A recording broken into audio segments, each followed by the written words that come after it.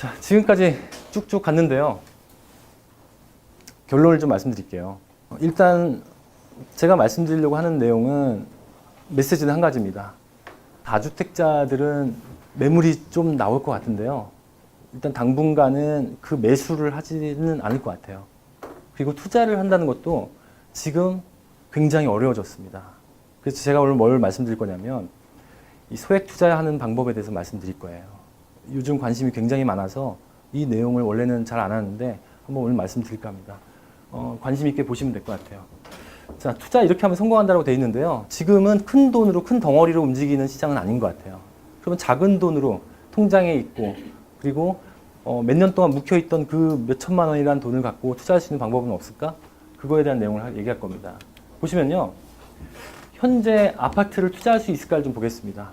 현재 투자자들은 내 돈 갖고 투자하는 사람 거의 없죠. 이 대출 자체가 되지가 않습니다. 주택 하나로는. 뭐 예를 들어서 주택이 1주택자도 아까 말씀드렸지만은 대출을 받지 못해요. 내가 실거주한다는 그런 조약을 2년 안에 입주를 하지 않으면 대출이 나오지가 않고 2주택자도 안 되죠. 그리고 안 됩니다. 그리고 아파트 투자하려면요. 자금이 들어가야 되는데 이것도 안 되지만 그렇다면 내 돈으로 해야 되잖아요. 근데 요즘 벌어지는 갭 차이가 강남권은 지금 50%대거든요. 그러면은 현금을 거의 3억 정도 갖고 있어야지만 아파트를 투자할 수 있다는 얘기예요. 집을 한 채 갖고 계신 분들이. 그러니까 실질적으로 이 사람들이 움직일 수가 없겠죠. 예, 투자를 못 합니다. 지금 그리고 너무 벌어졌기 때문에 투자하는 그런 타이밍도 아니고. 그리고 아파트 같이 무거운 걸 갖고 있으면요. 세금 폭탄이 돼요. 종부세 같은 거. 그러면 이것들을 해결할 수 있다면 굉장히 좋은 투자처가 될 수 있을 것 같은데. 그렇게 생각하시나요? 네, 넘어가겠습니다. 자, 지금은 아파트만 관심이 있지만요. 아파트 이외의 상품도 좀 보셔야 될 것 같아요. 좋은 입지에 저렴하게 들어갈 수 있는 방법이 이 방법밖에 없습니다. 그래서 이 아파트 이외에 관심을 좀 가지셔야 되는데 이 아파트 이외에는 어떤 것들이 있는가 좀 볼게요. 자, 일단 대상을 볼게요. 일단 대상은요. 아까 말씀드렸던 직장인들. 아까 삼성역이 좋아진다 그러면 삼성동에 있는 직장인들을 대상으로 그리고 신혼부부를 대상으로 하는 1인과 2인에 맞춰진 사이즈의 투자를 하는 것이 좋습니다. 간혹 이런 질문해요. 방송에서. 방이 3개인데 화곡동 뭐 이런 데 있잖아요. 동네가 나쁘다는 건 아니고 예를 들어서 뭐 화곡동, 등촌동 이런 데 방 3개짜리인데 빌라 투자해도 되나요? 이런 문의를 많이 하시거든요. 아닙니다. 아니에요. 그렇게 하시면 안 돼요. 일단 철저하게 이 직장인들을 쫓아다니셔야 돼. 그 내용을 볼게요. 자, 보시면요. 직장이 가장 많은 데가 어딜까요? 직장인들이. 자, 130만 명이 강남에 밀집되어 있고요. 그 다음에 70만 명이 도심권, 그리고 30만 명이 영등포 여의도거든요. 아까 말씀드렸던 3대 도심 빨간색 큰 거 이렇게 몰려 있어요. 그 정해진 이유가 바로 이 직장인과 상권이 발달되어 있는 곳이 여기에 집중화되어 있기 때문에요. 그리고 마포구하고 금천구, 지벨리도 30만 명이 있어요. 자, 여기서 물어볼 게 있습니다. 가장 비싼 집값이 어딜까요? 여기겠죠. 여기겠죠. 그러면 여기만 집값이 오르나요? 다른 데도 오르는데 강남을 따라올 수 없겠죠. 강남을 따라올 수 없다. 예, 두 가지인 것 같아요. 소액 투자를 하는 방법은 직접적으로 여기를 가든가 아니면 이 배후 지역을 가는 겁니다. 배후 지역을. 이 배후 지역을 가는 거예요. 그러면 이쪽에 개발들이 많다 그러면 아파트를 사고 싶은데 못 사는 거잖아요. 그죠? 그럼 개발들이 많다는 거는 그 지역이 좋아진다는 거죠. 단지 나는 아파트만 안 샀을 뿐이야. 그러면 빌라라고 해서 철저하게 외면당할까요? 뭐 오피스텔이라고 철저하게 외면당할까? 그건 아니라는 겁니다. 단 아파트보다는 덜 오르겠지. 그리고 아파트보다는 덜 떨어지겠지. 그렇게 생각하시면 돼요. 자, 이게 뭘까요? 주상복합? 주상복합? 네. 주상복합이 뭐예요, 선생님? 밑에는 상가 있고 위에도 오프로 올라가고. 밑에는 상가 있고 위에는 위에는 주택. 아파트? 오피스텔하고 여기가 아파트거나 아니면 뭐 다세대 같은 걸로 허가가 납니다. 자, 얘가 들어갈 수 있는 곳이 어딜까요? 땅으로 보면 상업지역에 들어갈 수밖에 없어요. 상업지역에 아파트 질 수 있나요? 안 돼요. 자, 이 지하철이 많은 곳이 상업지역이 많다 그랬죠. 네.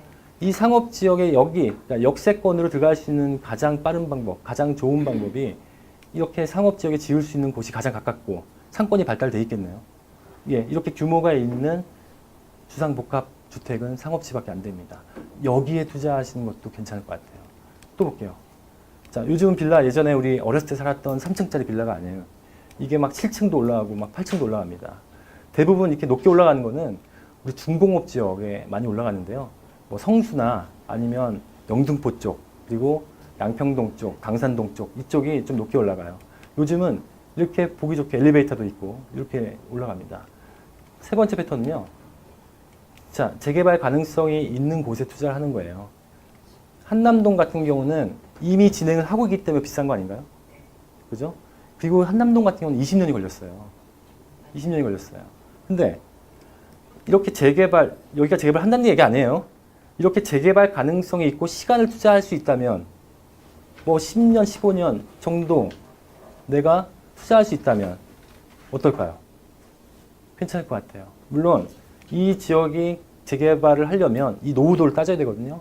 나중에. 그러면 신축이 좀 적은 데 위주로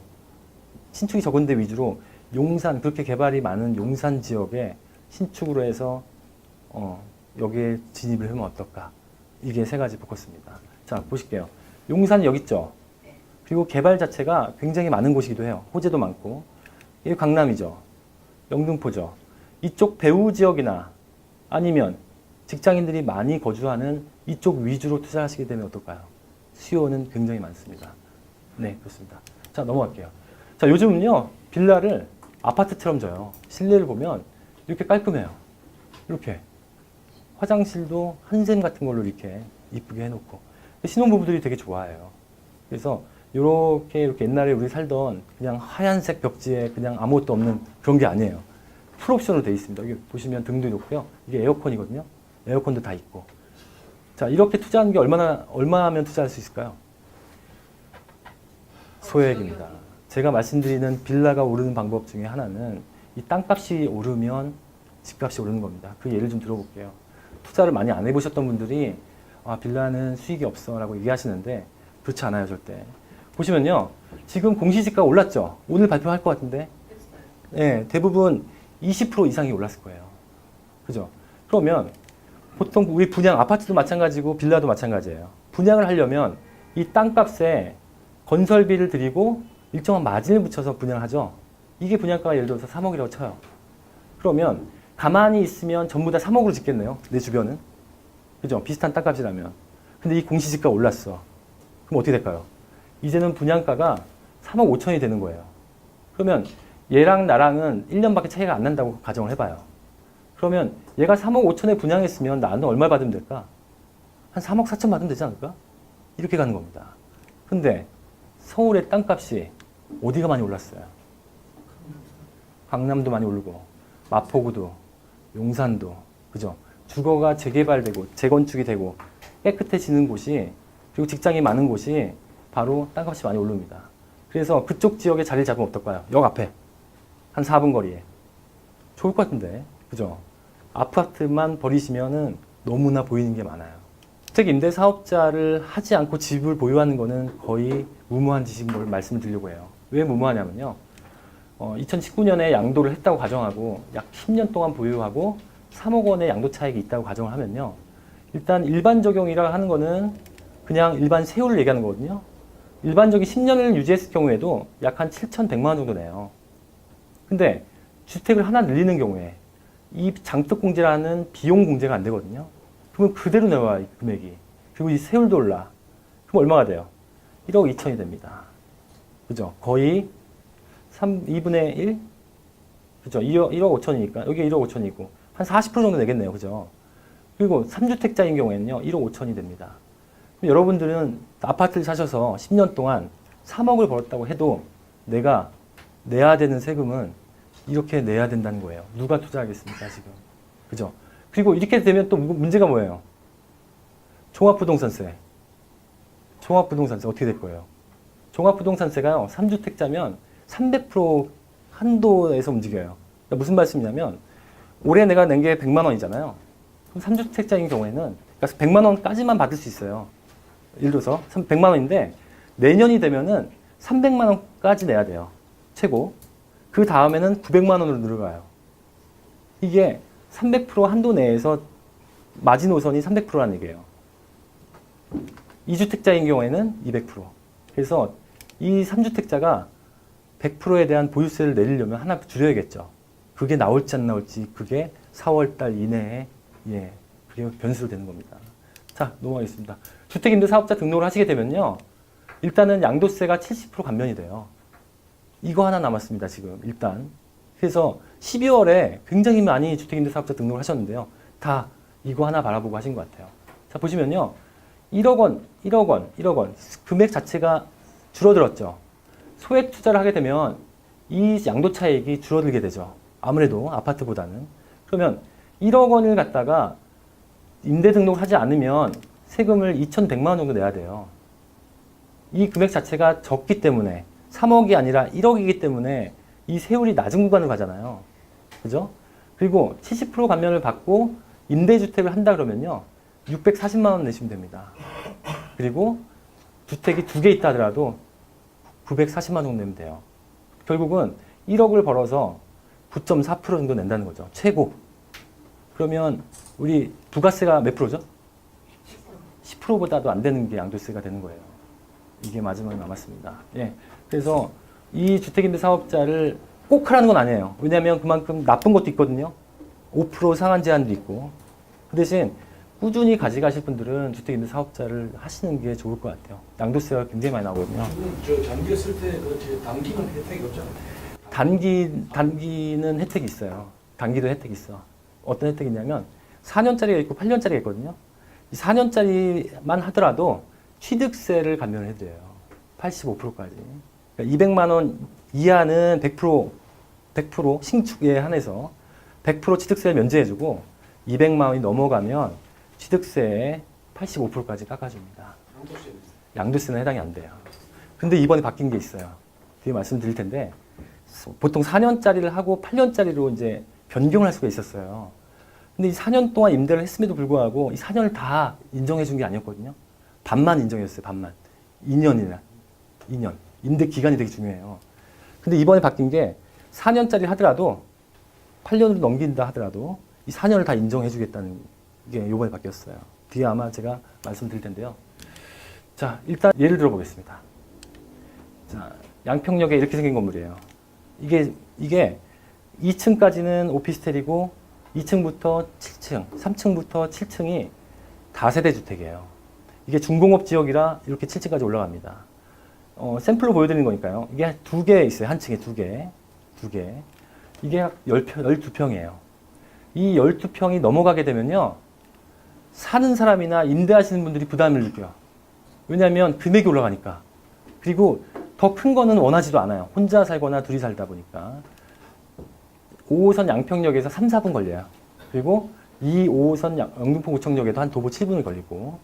근데 이게 준공이 됐어요. 입주도 가능해. 근데 실투자금이 3천만 원이에요.